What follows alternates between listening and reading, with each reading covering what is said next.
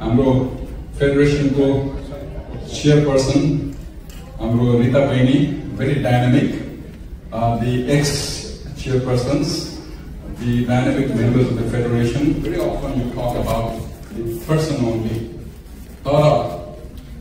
Blindness in a community, it shortens life expectancy, deliver high quality, affordable, very important. हाम्रो जस्तो Nepal, India, South Asia, Asia and Africa, yeah?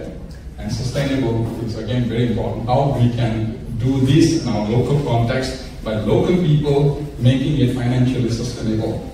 And adaptation of a good quality surgical technique and cost and complexity of the equipment and consumables.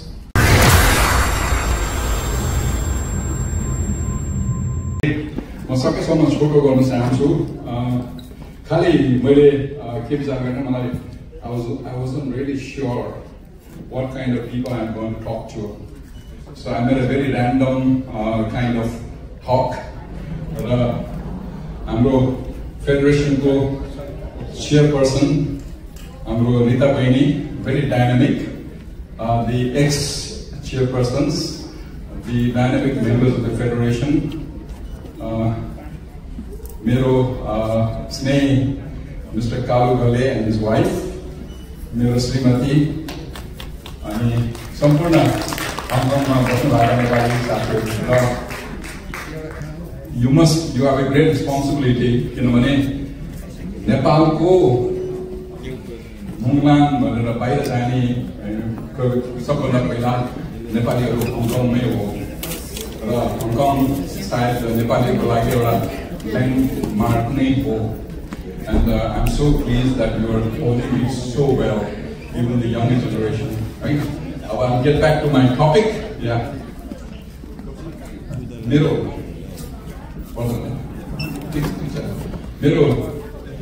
life has been fighting, struggling, thinking about how best I can deliver good sight to people who are unnecessarily blind in the world. Yeah. If you talk about blindness, it's very often you talk about the person only.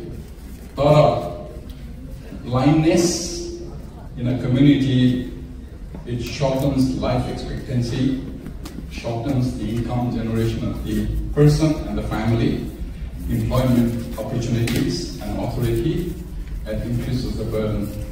So it is not only an individual problem, but it's a social and economic problem. And it's now considered as one of the biggest economically possible interventions in medicine. Way back when I started as a young doctor, the surgeries for cataract were very primitive, taking out the lens and giving them very thick glasses. मोटो चस्मा दिनु पर्थ्यो, मोटो चस्मा नदिइकन उनीहरूले देख्दैन थियो. र हाम्रो नेपाल जस्तो ठाउँमा giving thick glasses was impossible because you can't walk. There is so much incoordination. त्यो चस्मा लगाएर you can't even walk. So there was fear of surgery, yeah, and so we started talking about a concept of how best we can deliver high quality, affordable, very important. हाम्रो जस्तो Nepal, India, South Asia, Asia and Africa, yeah? Accessible for people who are coming from different parts. I think I will speak like this. Can you hear me on the back? Yeah. Good. Yeah. And it has to be successful because quality is very important. You know, talking. Yeah, the talk. Yeah, you might talking about making it affordable doesn't mean compromise with the quality. Quality is very important, and sustainable is again very important. How we can do this in our local context by local people making it financially sustainable. So we face certain barriers This was way back in late 80s and early 90s when I started as a young eye doctor. And the cost of the high quality IOLs, each intraocular lens costs about $150 to $200. So it was impossible for us to give modern cataract surgery to the people in this part of the world. And adaptation of a good quality surgical technique and cost and complexity of the equipments and consumables.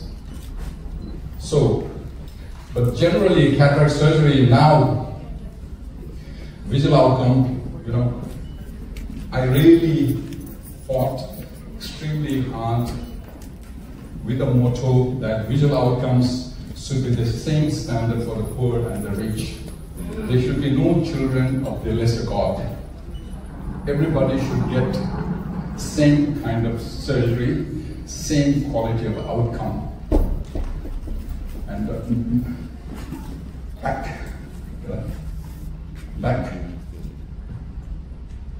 Yeah.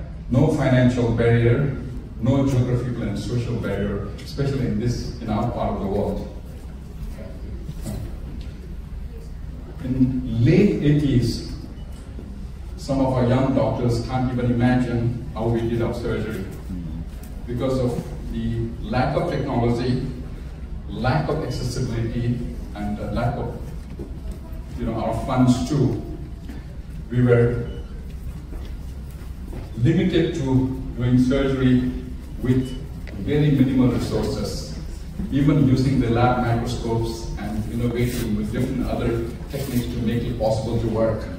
And this was one pilot study that we did in 1992 in a place called Charam in Mustam. And this pilot study is very often mentioned in international ophthalmic journals as one of the first places in the world where intraocular lenses were done outside the hospital. First place in the world ever done. So we started working very hard after everything was formalized, but it was essential that we have an institution which is an innovative team, strong team, very good base, and people with positive advocacy. So we opened the Tilganga Institute of Ophthalmology in 1994, and the whole idea was to set up high-quality eye care, manufacture world-class intraocular lenses, and have cornea retrieving centers, and community outreach, academic and training, and a research wing. So this center looks something like this now, conducting most modern ocular surgeries and other procedures. So, but our strong commitment in the communities in Nepal, and we faced a lot of criticism at that time. हामीले गरेको सिस्टमलाई धेरै doctor साहबहरूले critically हेर्नुभयो, यस्तो कुरा नेपाल जस्तो ठाउँमा कसरी गर्न सक्छ भनेर. How such things are possible to be done in Nepal? So we had to do a clinical trial. A clinical trial was done in Kathmandu, in a small monastery, beautiful Fulhari monastery, where we invited the best cataract surgeon of the United States of America, doing the best and most modern surgery, Professor David Chang. So David Chang did the most modern cataract surgery, and I, with my simple equipments and instruments, did the simple surgery. And we looked at the results for 1 year, and the results were comparable 1 month, 6 months, and 12 months. And this was published in the American Cataract and Refractive Surgery Journal. And after that, it was established, and this technique spread like a wildfire everywhere in developing countries because it was possible to be done. And that was the time when Nepal had I call it as a reverse exodus of patients. Many years ago, many patients used to go to India for treatment. But now we've started getting many patients coming from India coming to Nepal. And we get patients coming from Bangladesh, from Tibet, from Pakistan, from Middle East. We get patients from all over now. So we started taking this technology to other parts of the world. In Vietnam, in 1990, this surgery was, and in China, we did a lot of work in many places in China, some places like Nanchang and Jian. We did a lot of training to the doctors in early 1994. And we were probably one of the few teams doing surgery in North Korea, training doctors, and I must say with pride that we have been able to raise the number of surgery and the quality of surgery in North Korea, and Bhutan, Indonesia, Thailand, Myanmar, India, Mexico, Ethiopia, Ghana, Laos. I was recently there in Laos.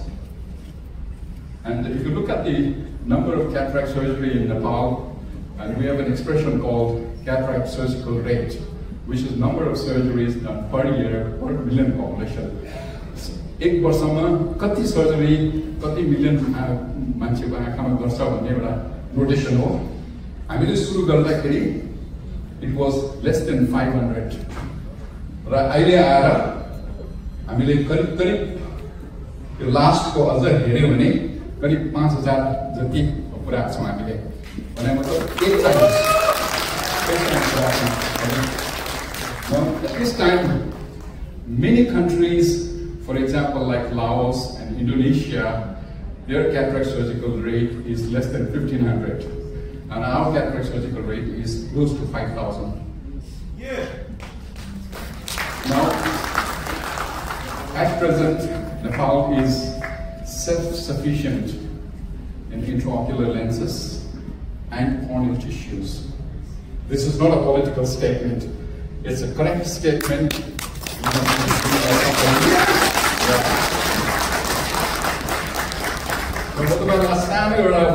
Video देखाउँछु त्यसपछि म अगाडि हाम्रो future प्रोग्रामको बारेमा हामी कुरा गरौँला। यो कतिजनाले हेर्नु पनि भएको होला, you may have seen this video, but I'm going to show you a video of a lady who's in her late 20s, but she really looks like she's 50 years old.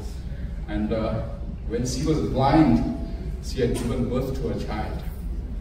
So what happens to a lady who has never seen a child? Let's go back and what happens to the family after that, you know. Video. Yeah.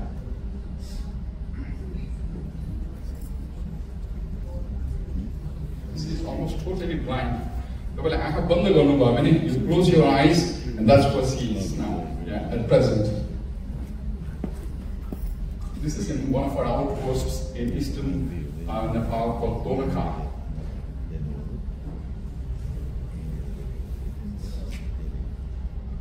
She goes and gets her surgery done, and I want to share you a little bit of the surgical technique. Please, if you don't want to see it, don't see it, okay? But it's not as bad as that.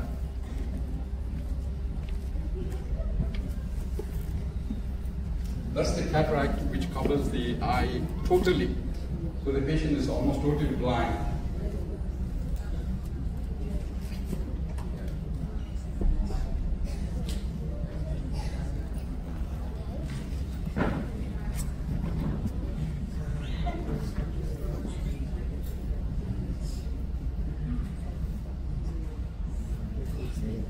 I have a very fond memory that I want to share with you.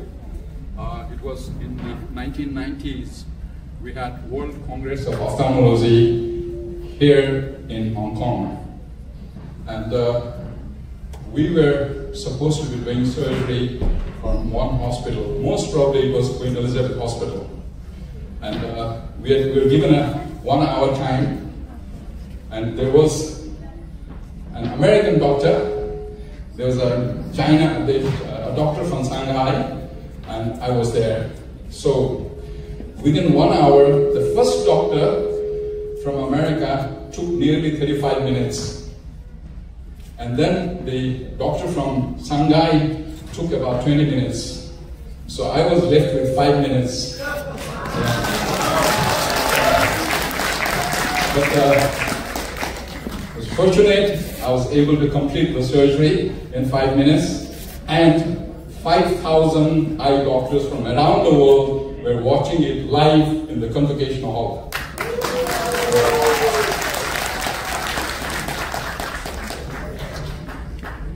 So you must have seen the intraocular lens, isn't it? Yeah. You saw the intraocular lens going in.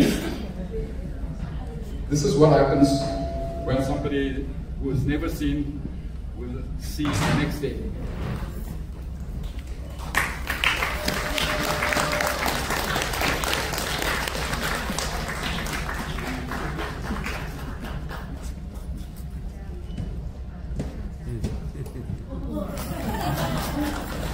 She's now trying to fiddle with a child that she has never seen, ever since she had given birth.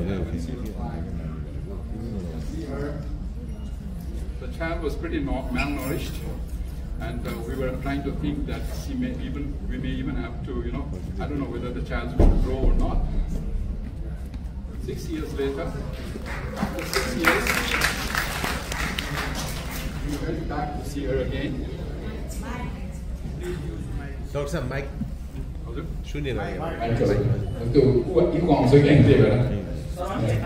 Yeah. So this was somewhere after the earthquake.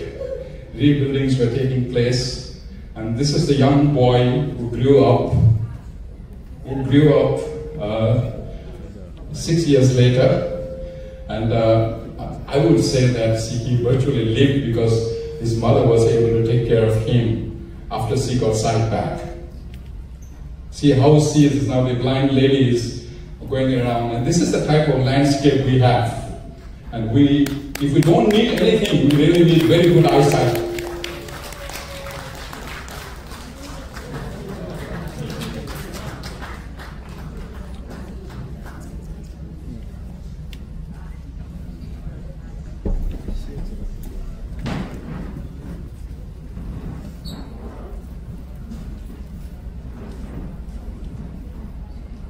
The boy goes back to school.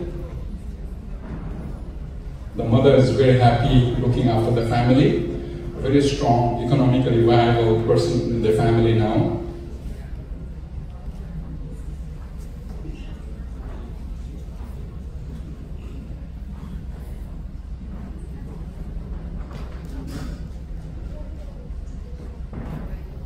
Next.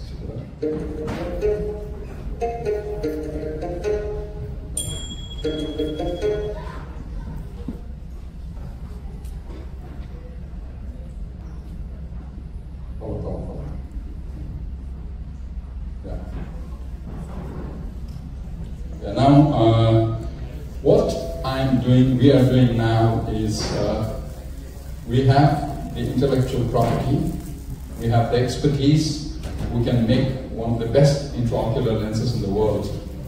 And we have crossed the philanthropic process of being able to reduce the cost of the intraocular lenses,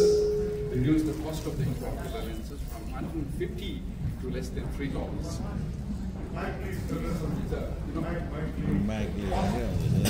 Cost actually came down to less than $3 now, not $4, even $3. And because of this, many people can have the surgery around the world now. This is first step out. Now the second step, what we are going to do now is trying to take our manufacturing unit to a different level so we can manufacture and compete with the multinational companies. And Nepal be able to have a manufacturing base where it can compete with the multinationals to make highly precise intraocular device like this one. And this is even more difficult to make than the SIM cards. It's such a precision, yeah, but we feel that we can make it. And until now, we have spread around the world about 7 million lenses to 80 countries. But our next venture is to build this intraocular lens manufacture to a more professional, so we can make almost 3 times what we are making. We can make more premium lenses. Nepal can start to make little money out of it, which the community can use. And this is a very good example of success is going to be there. And I'm quite sure. But we're looking at, I'm spending the whole year trying to see how best I can raise some funds to do this.